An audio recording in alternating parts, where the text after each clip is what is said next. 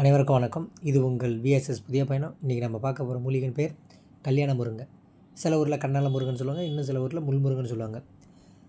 இது பார்த்திங்கன்னா கசப்பு மற்றும் இல்லைன்னா ஒரு மாதிரி துவக்கும் அதுமாரி சுவையில் இருக்கும். இது வந்து சக்தி வாய்ந்த மூலிகைங்க. இதன் இலையை பார்த்திங்கன்னா மரம் இது எல்லாமே பார்த்திங்கன்னா முள் இருக்கும். அதனால் இது வந்து முள் முருங்கைன்னு சொல்லுவாங்க.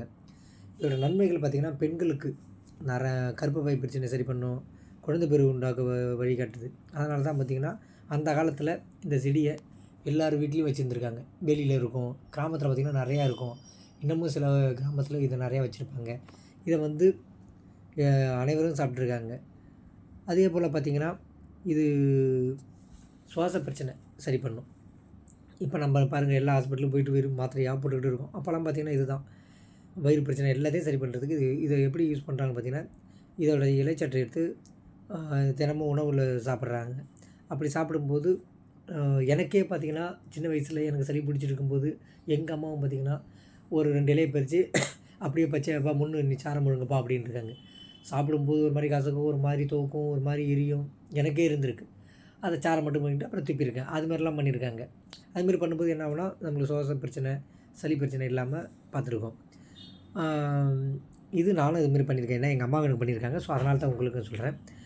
அதேமாதிரி பார்த்திங்கன்னா சரும பிரச்சனை, உடல் ஆரோக்கியத்தை பார்த்திங்கன்னா இதனோட இலையை அரைச்சி பாலில் கலந்து சாப்பிட்றதால உடல் சூடு குறையும்.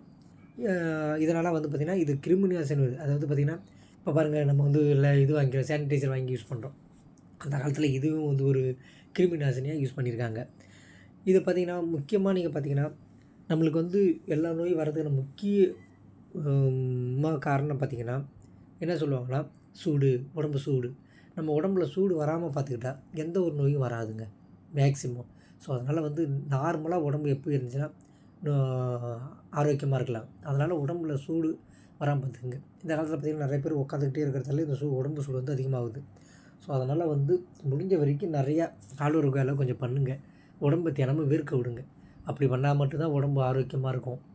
இல்லைன்னா நீங்கள் உட்காந்தே இருந்தீங்கன்னா அது வந்து உடம்பு வந்து உடம்பு சூடு அதிகமாகிடும். இது உடம்பு சூடாகிட்டால் என்னென்ன வரும் பாருங்கள், சளி பிடிக்கும், ஸ்கின் ப்ராப்ளம் வரும், வயிற்று பிரச்சனை வரும், நிறைய பிரச்சனை வந்துகிட்டே இருக்கும். உடம்பு ஹீட் ஆகாமல் பார்த்துக்குங்க. அதே போல் இன்னும் பார்த்திங்கன்னா இந்த மூலிகையை அதிகமாகவும் சாப்பிடக்கூடாது. அதிகமாக சாப்பிட்டிங்கன்னா என்ன ஆகும்னா உடல் சூடு அதிகமாகிடும். ஸோ அளவோடு பயன்படுத்துங்க, சரிங்களா? அதேமாரி அந்த காலத்தில் ஒரு பழமொழி ஒன்று சொல்லுவாங்க. என்ன சொல்லுவாங்கன்னா, வைத்தியம் கொடுக்குற காசை வாணியங்கிட்ட கொடு அப்படின்னாங்க. அப்படின்னா எண்ணெய்க்கு தான் சொல்கிறாங்க. ஸோ அதனால் பார்த்திங்கன்னா வாரத்தில் 2 முறை ஆண்களாக இருந்தால் புதன்கிழமையும் சனிக்கிழமையும் எண்ணெய் தேய்ச்சி குளிங்க. பெண்களாக இருந்தால் செவ்வாய்க்கிழமை வெள்ளிக்கிழமையும் எண்ணெய் தேய்ச்சி குளிங்க. இப்படி நீங்கள் பண்ணுவதால் உங்கள் உடம்பு சூடு குறையும், உடம்பும் ஆரோக்கியமாக இருக்கும். அதனால் உங்களுக்கு எந்த வியாதியும் வர்றதுக்கான வாய்ப்புகளும் குறைவு. அதனால் வந்து பார்த்திங்கன்னா நீங்கள் ஆரோக்கியமாக இருங்க. இந்த தகவல் உங்களுக்கு பிடிச்சிருந்தா நன்றி, வணக்கம். உங்களுக்கு ரொம்பவும் பிடிச்சிருந்தால் லைக் பண்ணுங்கள், சப்ஸ்கிரைப் பண்ணுங்கள். நன்றி, வணக்கம்.